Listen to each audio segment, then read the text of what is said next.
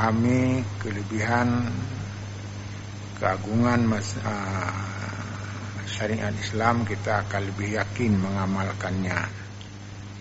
Maka karenanya dalam penjelasan malam hari ini, setelah kita melebihi beberapa kelebihan memang yang banyak sekali, apalagi dilihat dari segi aturan perundang-undangan, bahwa syariat Islam di Aceh ini telah diakui oleh negara sebagai hukum yang hidup atau sebagai hukum positif. Artinya orang Aceh sudah bisa melaksanakan syariat apa yang dikehendaki. Hanya saja harus melalui kanun, dan ini luar biasa. Dulunya bahkan bahasa Arab saja tidak boleh. Sekarang bukan hanya bahasa Arab, isi bahasa Arab pun boleh dilaksanakan. Jadi jamaah yang berbahagia, betapa bahagianya kita dari segi pemerintah sudah ikhlas membantu dengan berbagai macam bentuk. Bahkan pelaksanaan syariat Islam di Aceh ini dibantu oleh pemerintah, dibiayai oleh pemerintah. Dengan demikian adalah suatu yang sangat kokoh. Jadi dilihat dari segi yuridis, syariat Islam ini adalah sudah ada payung hukum yang luar biasa. Dari segi filosofi, kita juga sangat senang menjalankan syariat. Syariat Islam ini sebagai syariat yang menyelamatkan kita dunia dan akhirat. Dan selanjutnya juga dari segi sosiologi. Sosiologi yaitu dari pengamalan, dari hidup, hukumnya hidup di tengah masyarakat, bahwa syariat Islam ini adalah dihormati, dijaga oleh masyarakat sebagai pedoman dalam kehidupan sehari-hari. Maka timbullah pertanyaan sekarang, setelah kita melebihi kelebihan-kelebihannya, bahkan juga kita akan terbayang beberapa kelemahan-kelemahannya. Kelemahan di sini adalah kalau dilihat dari segi isi daripada syariat kita ini yang sangat sempurna, kafah untuk semua bidang, universal. Demikian pula dengan beberapa nilai-nilai yang telah dituangkan di dalam kanun-kanun. Maka betapa bahagianya orang Aceh, semua yang diminta sudah ada. Yang menjadi permasalahan sejauh mana pelaksanaannya. Ini sengaja kami angkat, kebetulan kemarin juga ada ada munakasyah S3 berkenaan dengan ini, yang dilihat bahwa syariat Islam di Aceh dilihat dari segi kelemahan dan dalam pelaksanaannya. Jamaah yang berbahagia, terlepas daripada undang-undang yang sifatnya umum, bukan mengatur semua prinsip-prinsip agama, cuma yang diatur adalah landasan payung hukum supaya kita tidak menganggap bahwa syariat kita ini di luar ketentuan negara. Jamaah berbahagia, sama-sama kita sudah sama maklum bahwa syariat kita ini adalah kafah lengkap. Dalam Undang-Undang Nomor 244 Tahun 99 juga dinyatakan, yang pada waktu Presiden Habibie dulu telah menyatakan bahwa kafah di sini orang Aceh bisa melaksanakan syariat Islam secara kafah, artinya dalam semua segi kehidupan. Dalam kehidupan ini apa saja yang dibutuhkan, apa saja yang perlu diatur oleh syariat kita. Dengan demikian dianggap bahwa syariat Islam adalah hukum yang tertinggi, yang terhormat. Bahkan kita sudah sama-sama menghafalnya bahwa agama kita ini pembawa rahmat, rahmatan lil alamin. Kemudian di alam ayat menyatakan kuntum khaira ummatin ukhrijal linnas ta'muruna bil ma'ruf wa tanhauna 'anil munkar. Bahwa kita ini berada pada sebaik-baik umat, sebaik-baik bangsa, sebaik-baik masyarakat yang tugas utamanya menjaga apa yang diperintah, menjauhkan apa yang dilarang. Demikian pula dalam pelaksanaannya berlaku kafah linnas. Ajaran kita mengatur semuanya, mengatur apa yang dibutuhkan berhubungan dengan dunia ini, bukan saja sesama orang muslim, tetapi juga hubungan orang muslim dengan orang lain itu diatur, sehingga memerlukan aturan-aturan tambahan, artinya kanun. Karena di Aceh juga pernah orang-orang yang bukan Islam minta dihukum melalui kanun Aceh. Tapi kita tidak, waktu itu kami masih hakim, tidak merespon tujuan ini karena belum ada kanunnya. Tetapi lahirlah kanun tentang syariat Islam, dan kanun tentang hukum jinayah, hukum acara jinayah dan sebagainya. Memang ini sudah lengkap, senjatanya, alatnya sudah cukup, hukum materialnya juga sudah diatur lebih dahuluan. Tetapi ternyata dalam pelaksanaannya, inilah yang menjadi pertanyaan. Dalam pertanyaannya terkesan seolah-olah orang Aceh belum sepenuhnya menerima syariat. Kenapa buktinya belum pernah menerima syariat? Karena dalam pelaksanaannya bukan saja masalah yang sangat luas, masalah-masalah yang penting dan sebagainya yang lainnya, masalah pokok saja seperti ibadah salat. Ini belum dilakukan oleh semua masyarakat Aceh yang muslim. Bahkan ada orang menilai adalah 50% orang belum salat. Jadi kalau salah, kita ralat saja, mudah-mudahan disalah ke 90%. Tapi kalau 50%, yang 50 lagi ini bagaimana? Sedangkan dalam penyaratan hadis, orang yang tidak salat tidak layak disebut sebagai muslim. Bahkan orang itu adalah tergolong kepada golongan bukan golongan Islam. Maka karenanya inilah malam ini kita ingin mencoba mengkaji kembali kelemahan-kelemahan kita yang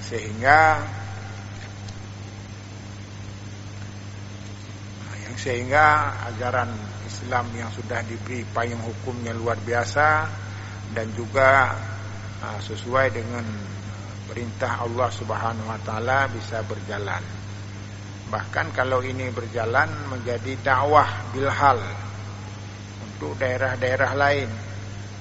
Bahkan daerah lain sudah banyak. Kemarin juga ada yang berkunjung dari Padang dan sebagainya ke Aceh ini untuk melihat pelaksanaannya. Tetapi terus terang kita belum merasa bahagia. Karena dalam kenyataannya kita belum sepenuhnya menjalankan. Bahkan ada orang yang berpendapat sekarang sudah ditaati lagi, terutama dalam masalah ekonomi, masalah perbankan. Banyak tulisan-tulisan yang menyudutkan tentang pelaksanaan syariat Islam dalam hubungan dengan perbankan. Maka para hadirin jamaah berbahagia, masalah syariat Islam itu masalah riba. Jadi orang menghindari riba. Kalau sekarang belum ada yang sempurna dalam pelaksananya bisa dimengerti. Karena pegawai-pegawai bank bukan semuanya memahami dalam bidang ini atau belum biasa. Maka ada kaidah menyatakan ma kullu ma la yutraku kulluh la yutraku kulluh. Kullu ma yadraku la yutraku kulluh la tutraku kulluh. Artinya kalau tidak bisa berjalan sepenuhnya, jangan dibiarkan tidak jalan sama sekali. Itu kaidah agama. Jadi artinya apa yang sudah bisa. Bahkan diharapkan syariat kita di Aceh ke depan akan menjadi panutan dari daerah-daerah bahkan negara-negara lain dalam pelaksanaannya secara bertahap. Jadi misalnya kalau dulu ada rencana potong tangan, ini satu ketentuan. Maka potong tangan ini karena hukumnya belum dibuat kanun tentang ini. Jadi masih dibuatlah hal-hal yang dianggap mendekatkan ke depan dalam hal-hal yang lebih penting. Jamaah yang berbahagia,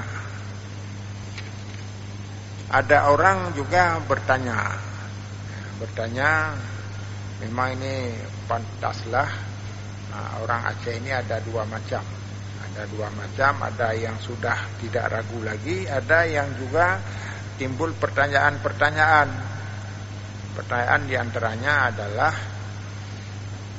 kita ini hamba Allah, orang muslim yang semuanya sudah diatur oleh Allah Subhanahu wa taala. Artinya sudah ada kadar kita. Artinya kita ini sudah ditentukan bagaimana ke depan kita. Apakah bahagia di satu sisi kalau di dunia, apakah kita selamat di akhirat. Ini sudah ada dalam kitab Allah. Di Lauh Mahfuz itu sudah ada semuanya. Di mana letak kita itu sudah ada. Jadi untuk apa kita beramal lagi? Kita serahkan aja. Maka kalau ada orang yang salah, itu memang Allah sendiri telah memberi izin. Seolah-olah seperti itu. Karena apa? Takdir beliau juga. Apalagi ada ayat yang menyatakan bahwa apa yang dilakukan itu adalah Allah. Allah juga turut sertanya. Jadi dengan demikian jamaah yang berbahagia, hal ini pernah ditanyakan kepada Rasulullah. Dua orang pemuda datang pada Rasulullah bertanya, ya Rasulullah, kenapa kami dibebankan hukum ini, hukum itu dan sebagainya, sementara ketentuannya sudah ada di tangan Allah sesuai dengan takdirnya masing-masing. Jadi dengan demikian, apa manfaatnya kami beramal? Kalau tidak beramal, apa masalahnya? Kalau beramal pun, apa masalahnya? Maka Rasulullah menjawab, kullun muyassarun lima khuliqalah. Masing-masing kamu itu semuanya akan menjadi mudah dalam hal-hal yang hal itu menentukan tempatmu.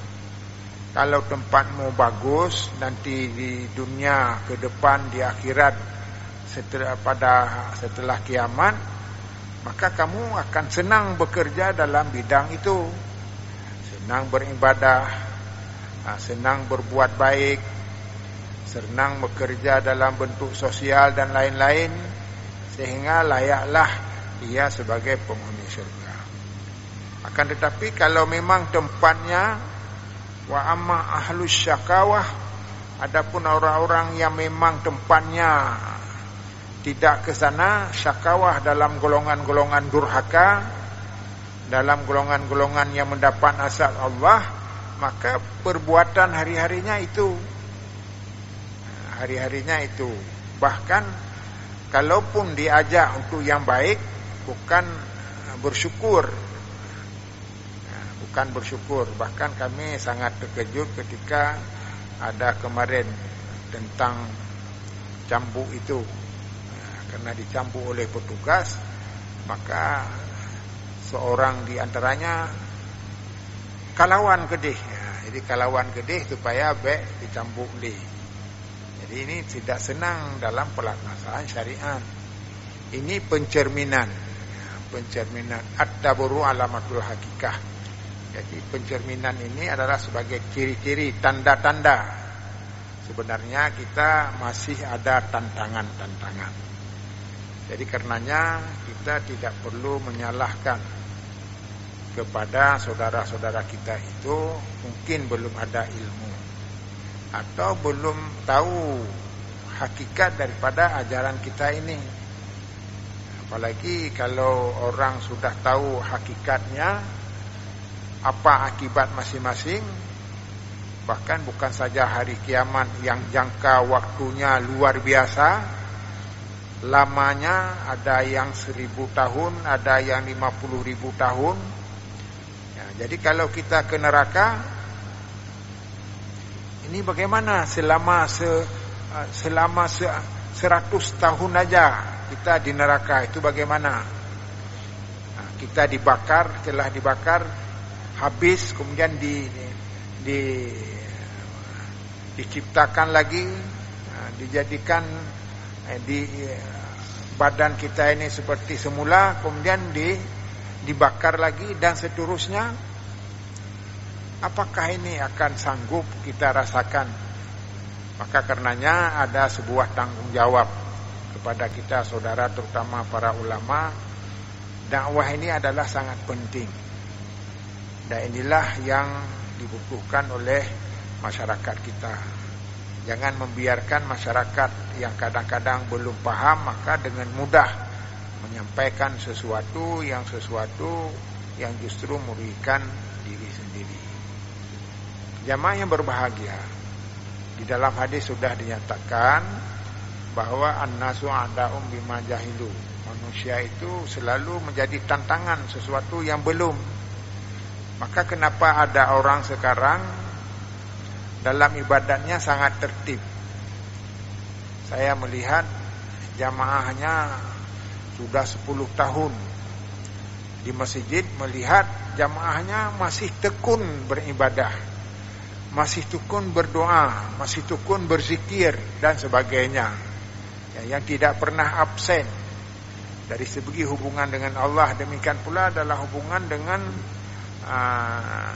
kemasyarakatan, terutama di dalam bidang sosial dan sebagainya, terutama dalam membangun masjid. Barangkali ini juga sangat serius, sehingga mudah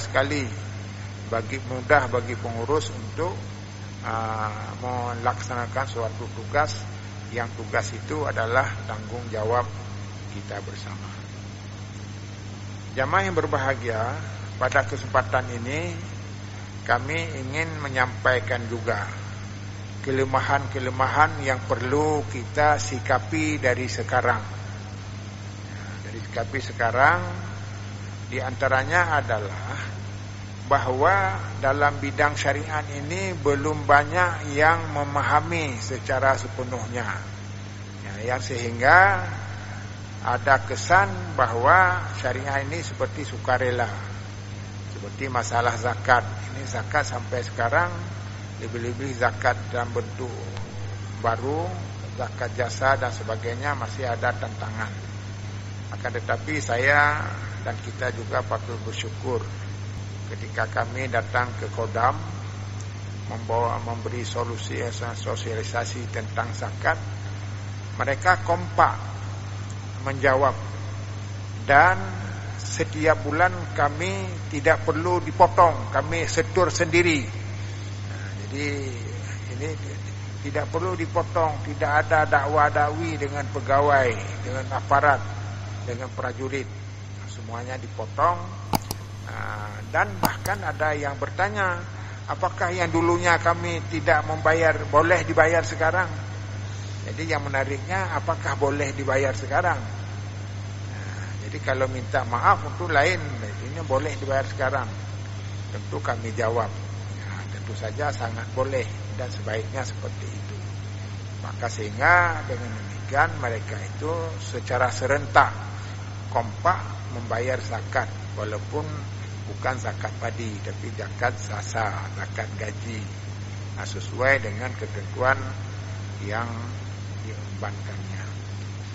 Jadi dengan demikian jamaah yang berbahagia, dalam pelaksanaan syariat Islam ke depan harus dilihat juga kelemahan-kelemahan sekarang. Kenapa masyarakat seperti ini?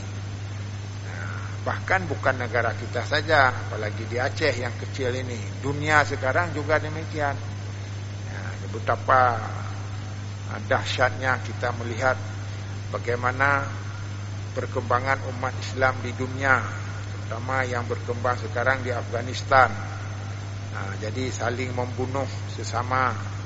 Demikian pula beberapa negara lain, yang sehingga seolah-olah umat Islam itu tidak ada wibawa apa-apa.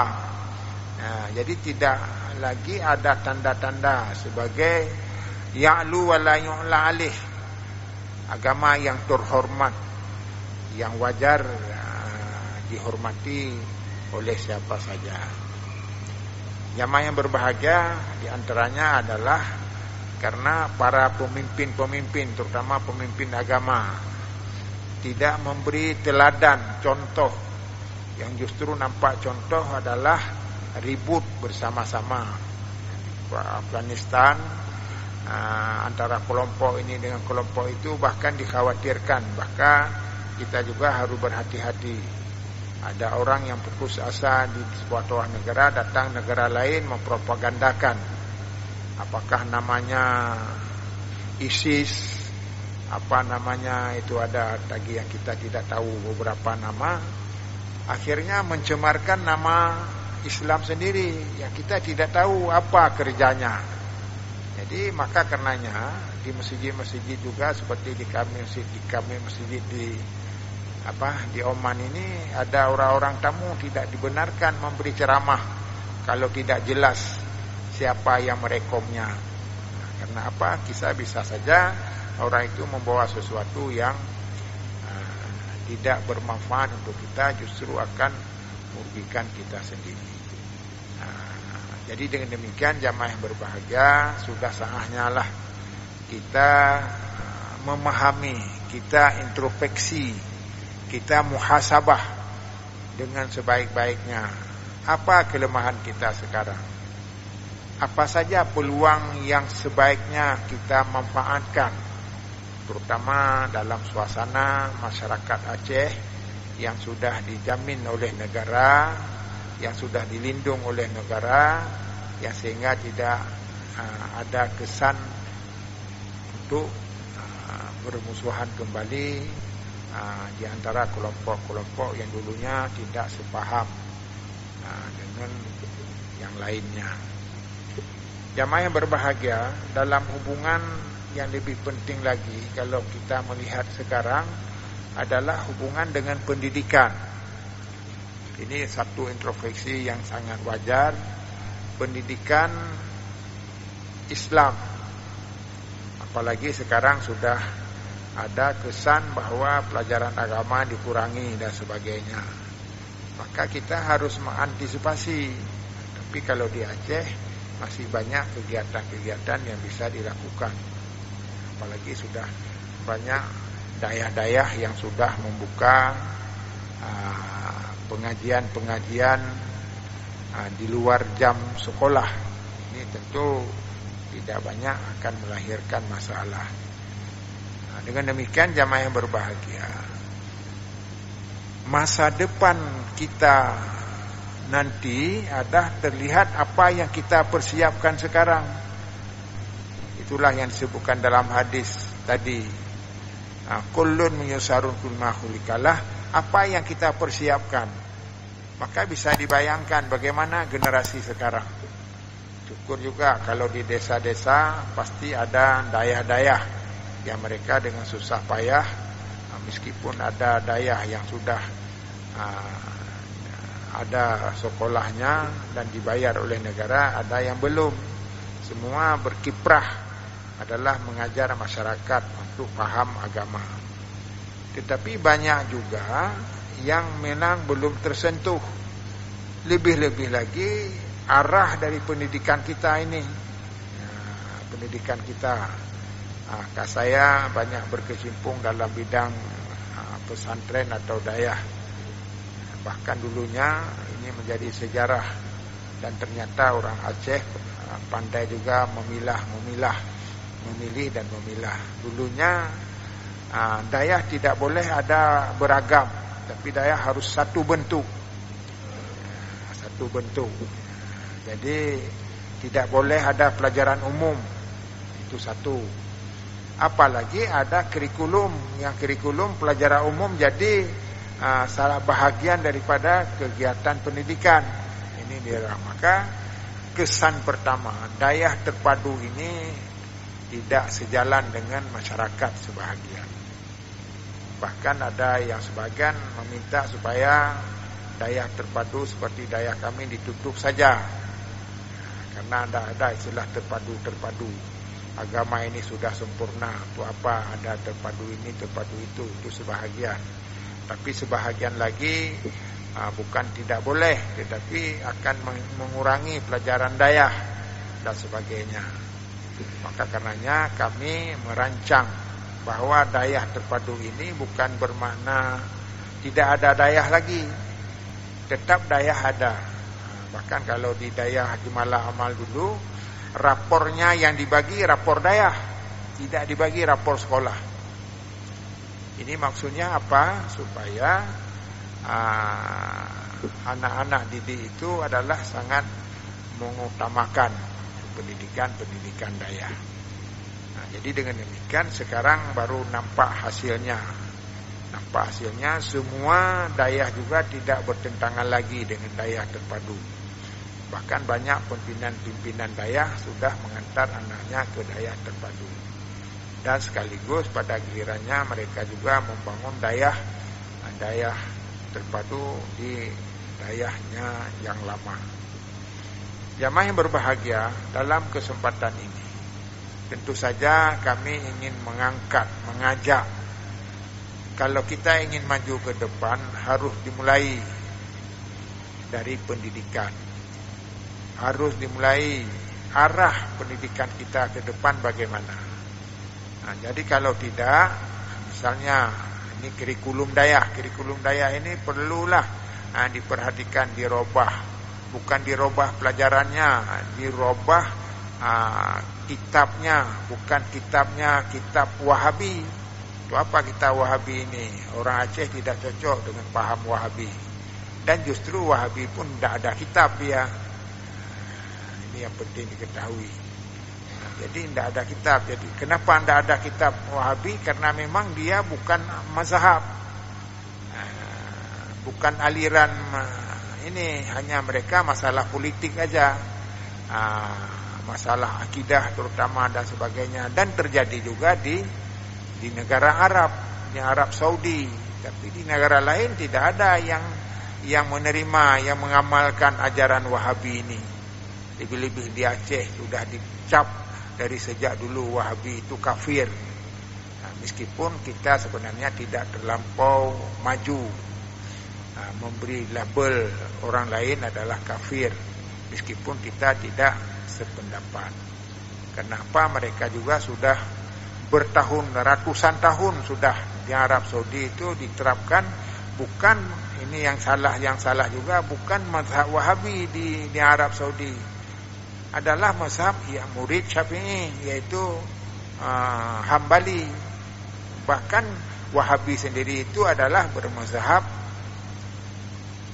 Hambali, hanya saja mereka tidak mengutamakan mazhab. Maka sering disebut adalah Wahabi itu karena alirannya tidak bermazhab. Terlepas itu semua, kita hilangkan yang tidak perlu. Maka yang penting sekarang sudah kita membenah untuk memenuhi tujuan ke depan. Saya sangat tertarik apa yang diungkapkan oleh Presiden Turki. Presiden Turki Erdogan itu menyatakan bahwa negerinya dulunya sekuler, azan saja tidak boleh dengan bahasa Arab, jilbab tidak boleh, pengajian Arab tidak dibenarkan, sekolah-sekolah agama ditutup dan sebagainya. Akhirnya dirubah sekarang, dikembalikan kepada semula. Jadi akhirnya bentroklah dengan alam-alam baru, alam tanpa nilai agama dan sebagainya.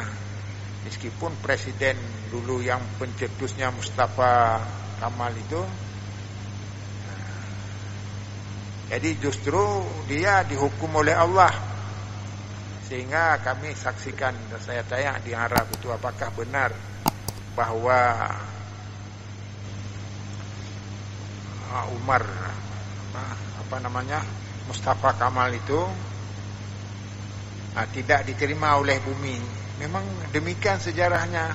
Waktu ditanam dia dilompat ke atas, dibawa ke laut. Laut juga tidak diterima.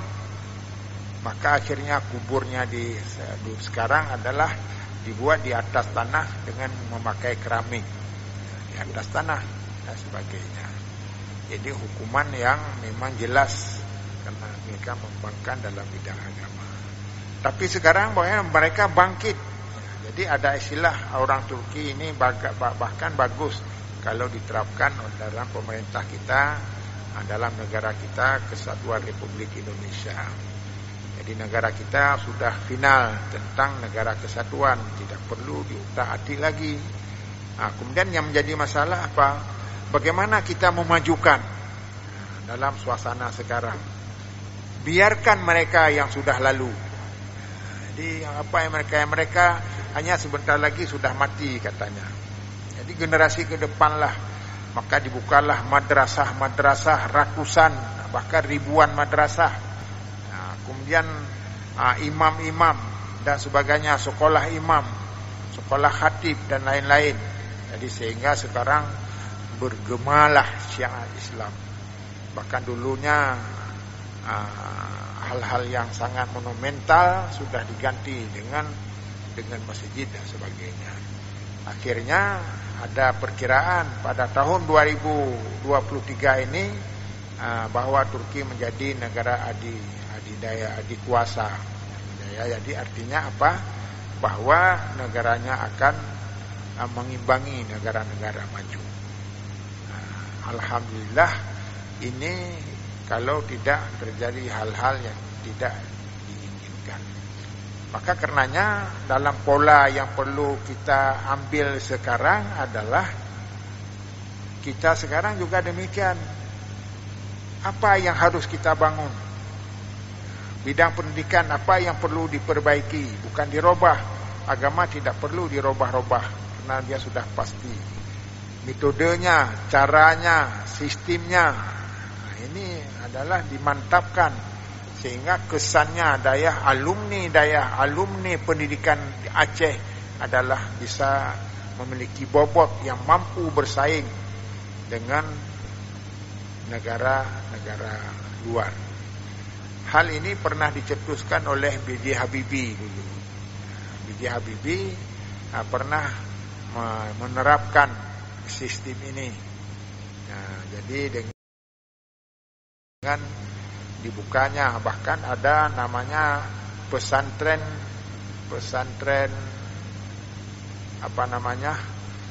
eksat. Artinya pesantren pelajaran umum, fisika, matematik, biologi, kimia, bahkan dilatih guru-gurunya dan ternyata sangat berhasil. Tapi beliau tidak berlanjut lagi, kecuali ide-ide beliau sedang masih ada. Jadi mereka itu dengan pelajaran eksat, matematik dan sebagainya di samping agama, akhirnya mereka bisa tampil di mana-mana. Saya sangat bersyukur ketika ada murid-murid yang menelpon. Kami sudah di Jepang, kami sudah di negara Arab juga, saya tidak tahu lagi, udah lupa. Jadi artinya mereka berkiprah dalam bidang umum, tapi mampu menerapkan nilai-nilai Islam. Apalagi mereka belajar bahasa Arab, belajar bahasa Inggris dan sebagainya. Jadi dengan demikian jamaah berbahagia. Kalau kita tidak menghayati situasi ini, maka ke depan seperti yang digambarkan oleh orang yang pernah berkunjung ke Jepang. Berkunjung ke Jepang, jangankan masalah ilmu pengetahuan lain, dalam bidang pertanian saja katanya bahwa di Indonesia, pertanian di Indonesia sekarang adalah pertanian 100 tahun lalu di Jepang. Jadi seperti kemajuan ilmunya 100 tahun yang lalu. Jadi sekarang tidak ada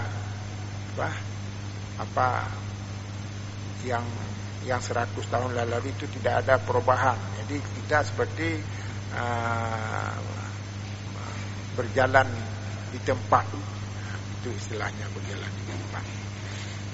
Jamaah yang berbahagia, karenanya dengan membaca kelemahan-kelemahan kita akan lahir ide-ide baru, kreasi baru, inovasi baru. Bagaimana cara menghidupkan agama kita. Di satu sisi adalah kita menjadi orang taat, di sisi yang lain adalah menjadi orang cerdas dan orang yang mampu menghidupkan agamanya pada zaman modern sekarang ini. Maka tepatlah semboyan disampaikan oleh Habibie.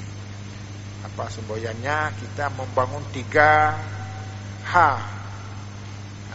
Pertama H, yaitu hati, membangun hati, pribadi, profil orang itu. Jadi menjadi manusia orang yang taat, orang yang beriman. Maka ada beberapa ciri-ciri ijmi dulunya, diantaranya adalah iman, takwa dan sebagainya. Dan yang kedua, head, otak, cerdas. Jadi supaya orang Muslim itu orang-orang cerdas seperti masa lalu. Banyak yang diciptakan oleh orang Islam. Bahkan kita sendiri tidak tahu bahwa angka 1, 2, 3 dan seterusnya itu namanya angka Arab. Itu kenapa diciptakan oleh orang Arab, tapi kita tidak tahu.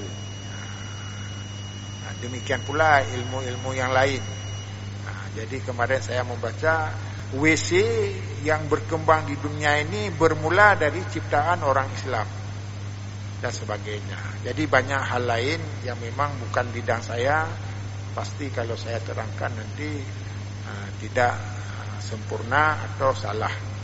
Hanya saja kita bersyukur kepada Allah kita masih sehat, dan mudah-mudahan wabah yang ada di Aceh segera berakhir. Karena apa? Wabah di sini juga ini yang tertinggi di Indonesia. Aceh merupakan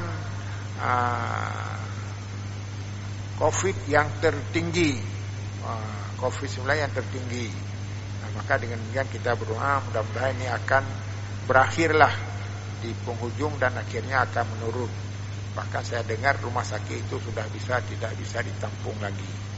Wabillahi taufiq wal hidayah. Wassalamualaikum warahmatullahi wabarakatuh.